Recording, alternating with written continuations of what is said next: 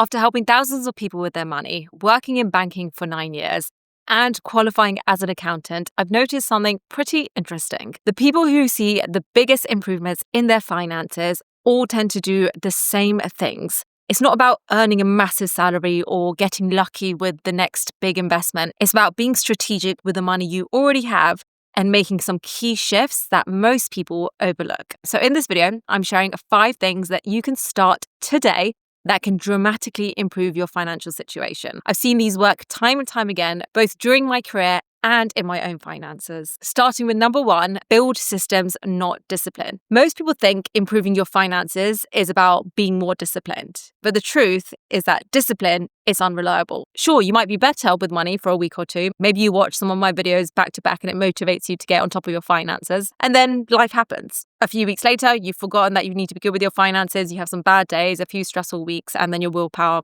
just runs out. The hack here, as James Clear famously says, you don't rise to the level of your goals, you fall to the level of your systems. When it comes to finances, you want to think about automatic transfers, so saving happens without thinking. Set up a direct debit for bills so that you never miss a payment. Use separate accounts so you can't accidentally spend your emergency fund. And delete shopping apps to make impulse purchases harder to do.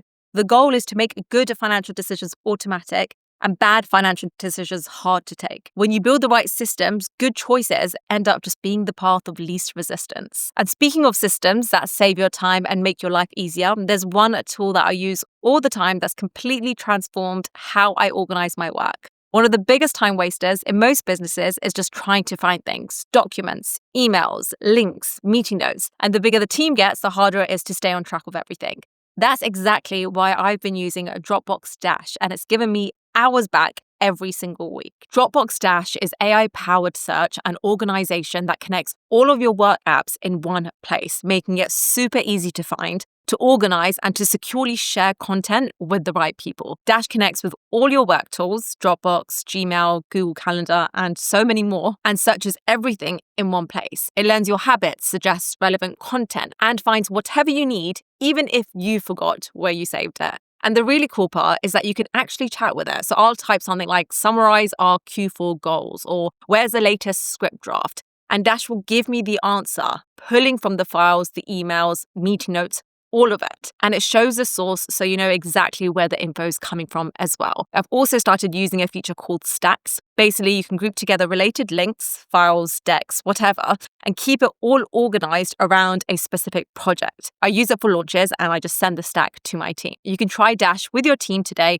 using the link below. Thank you, Dropbox, for sponsoring today's video. Number 2, measure what matters. For the first few years of my banking career, I thought I was doing well financially because my base salary kept going up. I started on 35,000, got a pay rise to 37,500 and then to 40,000. And then I got promoted and it went up after that. And I felt like I was making progress. It wasn't until years into my career that I finally sat down and tracked my finances properly. And at that point, I realized the gap between what I thought was happening and what was actually happening was completely out of sync. I found spending that I couldn't explain, subscriptions that I wasn't even using, but they'd continued for months, if not years, impulse buys that felt reasonable at the time, but absurd in hindsight. And so overall, as my income went up, so did my spending, which meant I was saving a smaller percentage overall without even realizing.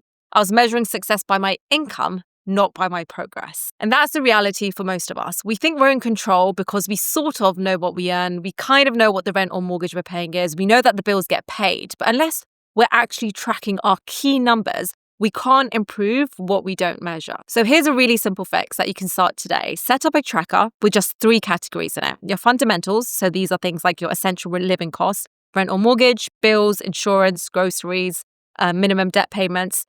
Fun, which is all your eating out, entertainment, clothes, all the things that you enjoy spending on. And then the future you, which is investments, retirement, contributions, everything going towards your future. Every month, just spend 20 minutes going through your bank statements and sorting every transaction out into one of these 3 categories.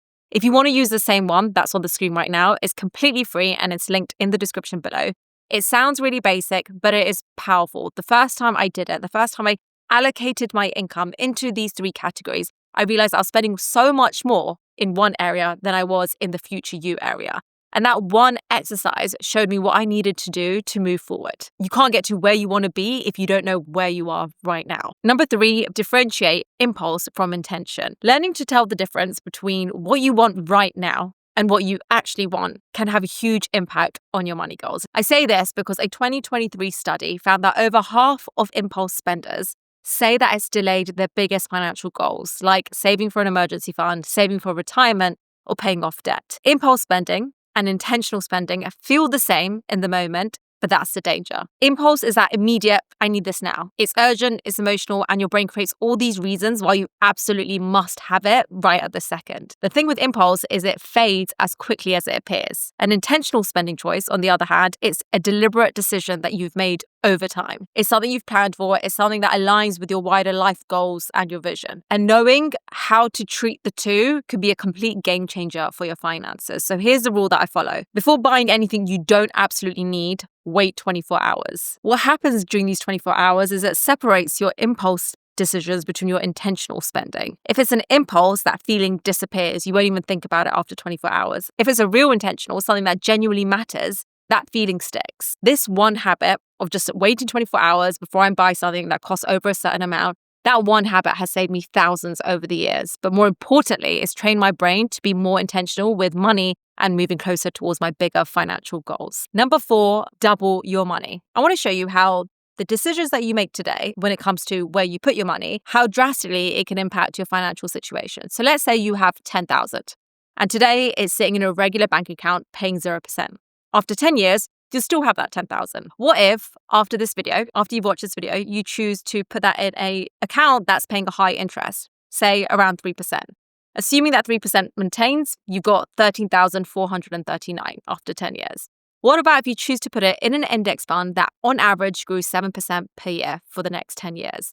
Then you have just under 20,000. That's nearly double your money, not from working more or taking big risks, but just by choosing where you put your money. And that's if you never added any money on top of that 10,000 that you put in. Imagine what happens if you keep investing consistently. I've got a whole video on how this works right here, which essentially explains how this compounds. If you're just starting out, begin with your employer-sponsored account, especially if there's a match. It's essentially free money you don't want to be leaving on the table. Then open up an individual investment account. Both of these come with tax advantages that make your money work even harder for you. If you want to go deeper, I've got another video right here that walks you through exactly how much to invest based on your life plans, your long-term goals, and how much you have available. That's a good place to start if you have no idea what steps you want to take next. And then the 5th one is focus on raising the ceiling. You could spend hours switching bank accounts or save a few $100s a month for the cheapest insurance. And at the start, this will make a big difference, especially when you're trying to set good habits. Then you get to a point where you reach a cap on how much you can save and invest, because you can only save and invest as much as you can earn, but you can always earn more, and that part has no ceiling. Whether it's asking for a pay rise, switching jobs, starting a side business, earning more is the most powerful financial lever you have, so make sure you pull it often. Those are 5 strategies that work over and over again. It's transformed my financial life and so many others. Thanks for watching. If this was helpful, feel free to share it with someone else who might also be feeling stuck with their finances. And if you haven't already, make sure you subscribe so you know when my videos come out.